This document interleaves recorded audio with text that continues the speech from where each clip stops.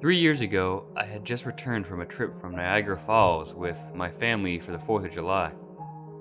We were all very exhausted after a long day of driving, so my husband and I put the kids right to bed and called it a night.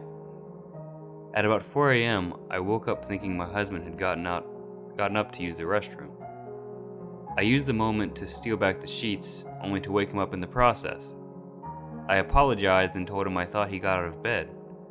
When he turned to face me, he gasped and pulled his feet up from the end of the bed very quickly. His knee almost knocked me out of the bed. He then grabbed me and said nothing. After adjusting to the dark for half a second, I was able to see what caused the strange reaction. At the foot of the bed, sitting and facing away from us, there was what appeared to be a naked man or large hairless dog of some sort. Its body position was disturbing and unnatural, as if it had been hit by a car or something. For some reason, I was not instantly frightened by it, but more concerned as to its condition. At this point, I was somewhat under the assumption that we were supposed to help him. My husband was peering over his arm and knee, tucked into the fetal position, occasionally glancing at me before returning to the creature. In a flurry of motion, the creature scrambled around to the side of the bed, then quickly crawled in a flailing sort of motion right along the bed until it was less than a foot from my husband's face. The creature was completely silent for about 30 seconds, or probably closer to 5, it just seemed like a while, just looking at my husband. The creature then placed its hand on his knee and ran into the hallway leading to the kids' rooms. I screamed and ran for the light switch, planning to stop him before he hurt my children. When I got to the hallway, the light from the bedroom was enough to see it crouching and hunched over about 20 feet away. He turned around and looked directly at me, covered in blood. I flipped the switch on the wall and saw my daughter, Clara. The creature ran down the stairs while my husband and I rushed to help our daughter. She was very badly injured and spoke only once more in her short life. She said, "He is the Rake." My husband drove his car into a lake that night while rushing our daughter to the hospital. He did not survive. Being a small town, news got around pretty quickly. The police were helpful at first, and the local newspaper took a lot of interest as well. However, the story was never published, and the local television news never followed up either. For several months, my son Justin and I stayed in a hotel near my parents' house. After we decided to return home, I began looking for answers myself. I eventually located a man in the next town over who had a similar story. We got in contact and began talking about our experiences. He knew of 2 other people in New York who had seen the creature we now referred to as the Rake. It took the 4 of us about 2 solid years of hunting on the internet and writing letters to come up with a small collection of what we believe to be accounts of the Rake. None of them gave any details, history, or follow-up.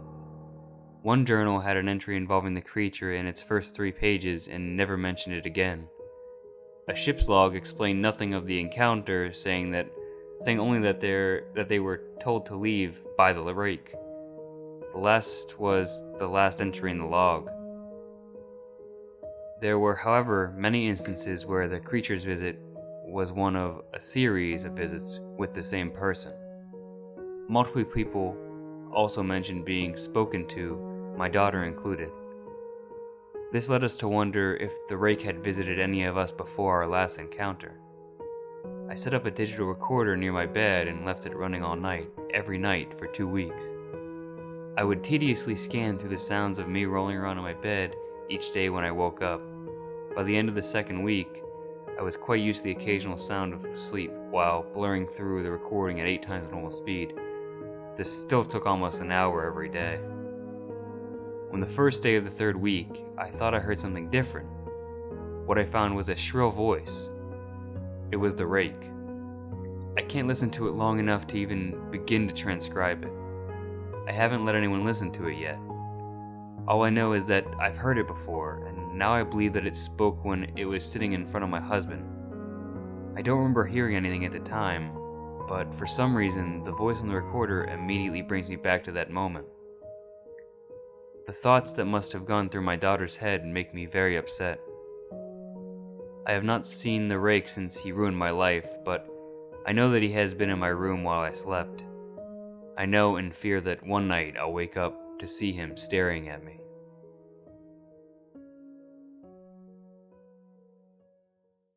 I'm going to cut to the chase. Today, I was walking home from my job at a med spa a few blocks away from my house.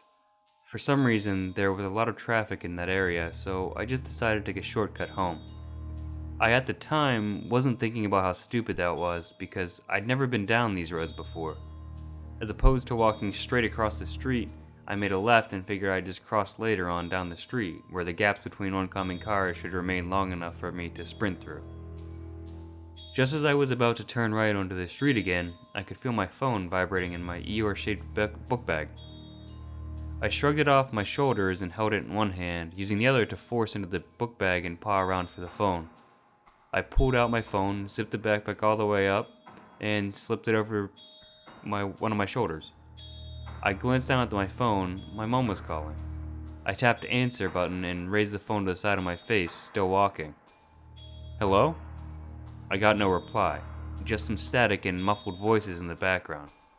It sounded like my mom and her longtime friend who'd I'd known since I was about 4. I rolled my eyes, hung up, and slipped the phone in my pocket. When I looked up, I realized I had forgotten to turn down the street to my right. I figured it wasn't that big of a deal. I could try to find my way back or just call for someone to pick me up. Since I had friends with cars, I heaved what would probably sound like an overly dramatic sigh upon turning around, but I didn't continue walking. I had locked eyes with the most repulsive thing I'd probably ever seen in my life. I couldn't move. I just stood there with my face blank and my eyes wide in shock. I wanted to move, to launch into motion and run into someone's house and beg for them to let me in, but I couldn't. I just couldn't. I just stared at it. It was crouching on all fours, and it was an ashen gray color, and its skin looked like the surface of a powdered donut, just gray instead of white. It had a pretty human body too. It was just hairless, but incredibly thin, beyond anorexic thin. All of its bones were prominent. It began to crawl toward me. It was around 15 feet away, but I was still horrified. I could feel the muscles in my torso tighten and my knees began to tremble. Both of my hands flexed open, which I figured was indicative that I could move again. An unusual squeak forced itself in the back of my throat as I turned on my heel and hauled ass down the street. It was probably because I pushed all my muscles to move immediately, but either way I just thought of it as weird afterwards. So I ran as fast as I could in the direction of my friend's house. She'd moved around a month ago and gave me directions to her new house in case it was raining when I came home from work, which was weird because my house was closer than it is to hers. Either way, I made it to her doorstep. I didn't know whether it actually followed me or not, but I wasn't risking anything. I threw myself onto her doorstep and beat the door with my fist at least 12 times until she answered. I darted past her into the house, pulled away from the door and slammed it shut, then locked the bottom lock because it didn't have keys to lock the top one. She demanded an explanation for my interesting entrance, and I told her everything. She brought up something about this thing called the Rake, so I looked it up on her laptop and immediately felt nauseous. Normally I'd love to stay at her house and chill, but I wanted nothing more than to go home. She made me eat something and then drove me home. It's been 6 hours since then, and I'm really worried that it might find me. I keep thinking, what if it waited outside until we left the house? What if it followed her car to my house? What's going to happen if it finds me? I'm honestly terrified. I read several stories about the Rake, supposedly real accounts, creepypastas, random stories on other sites. My dad is supposed to be returned home in a few hours, so that's sort of reassuring.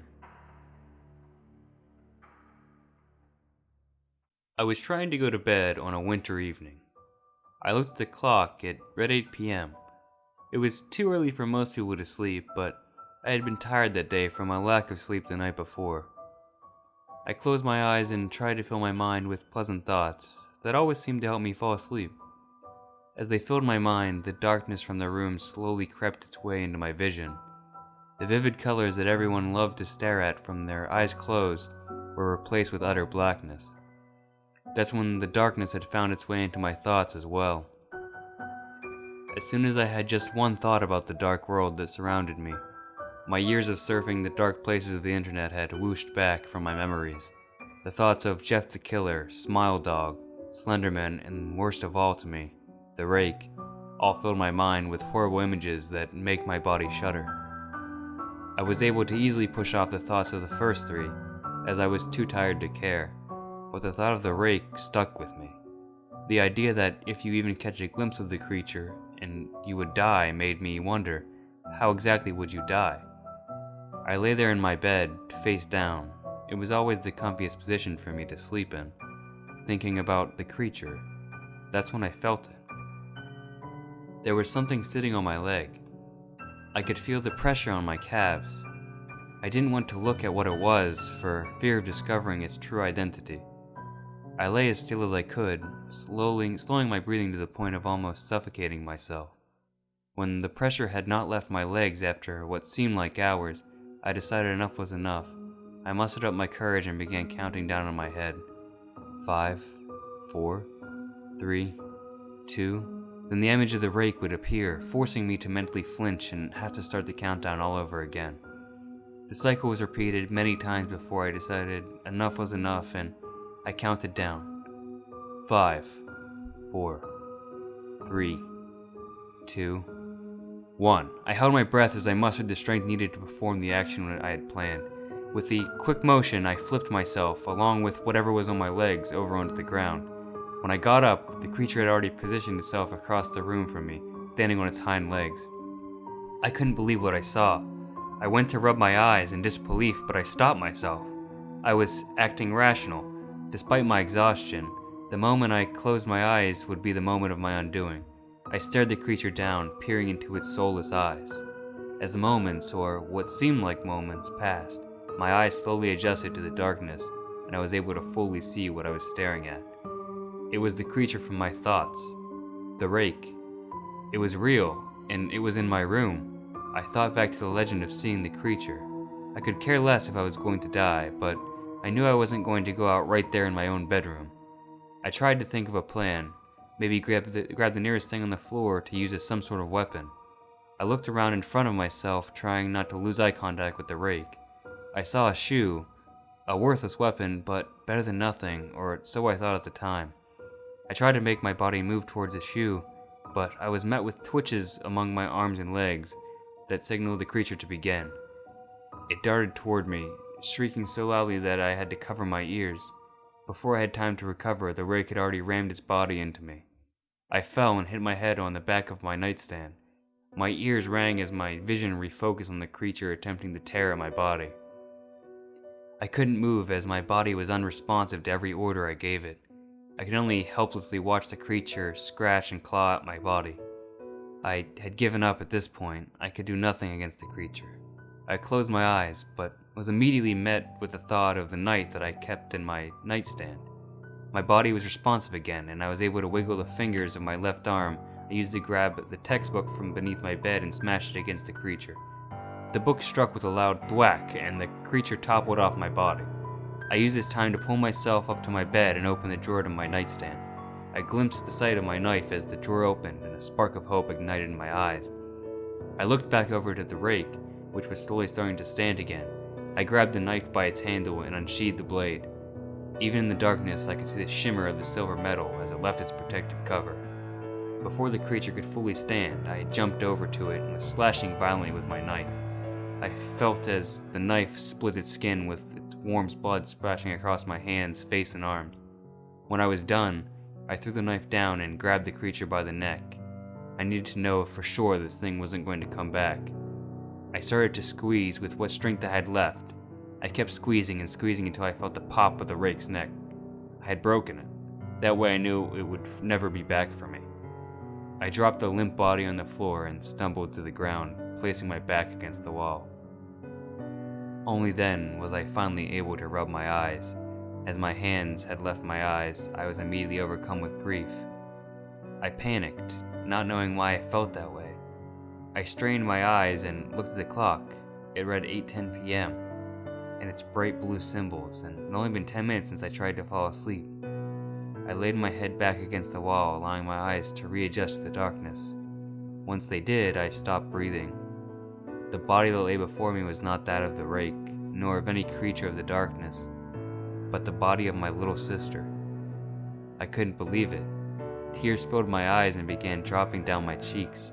I was still unable to breathe. I felt my heart pound in my chest as I sat there staring at my 4-year-old sister's lifeless body. In my breakdown, my mind pieced together what had happened. I had not heard her open the door to tell me goodnight. When she saw that I was lying down, she must have thought it would be funny to sit on top of me, which she usually did when I would take a nap during the day. When she had done so, my mind decided to betray me. When I flipped over, it had sent her, not the rake, tumbling to the floor. And when I believed the rake had to have been charging me while shrieking, it had been her running to hug me as she was crying. I was not thinking rationally when I denied myself from rubbing my eyes. I denied myself from seeing the truth. The clawing at me was her desperate attempt to get my attention. Air finally found me as I took a deep breath and sobbed loudly as I could. I cried, which I hadn't done in a year, and I found myself screaming the word no over and over again until my mother had come to check on me. When she came into the doorway and turned on the lights, she saw the mess that I had made. Before she could question me on the matter, her eyes scanned over the corpse of my sister and she froze. Through my watery eyes, I could see her cover her mouth and run away with tears of her own streaming down her face. I could no longer sit up. I collapsed in front of my sister's face first. I lay there staring at what used to be my sister. I heard sirens approaching my house. I didn't care. I deserved whatever fate I had decided for me. I began to hold my breath against my body's will. Hopefully I could have deprived myself of enough oxygen that I could fall unconscious. Only then would I be able to escape the image of my dead sister. I shut my eyes, closed to try to escape, but it was no good. The image was burned into my eyes. I continued holding my breath until the pain in my chest was so great I thought my chest was going to burst. I welcomed that, as it was better than living on with the burden of my dead sister in my hands.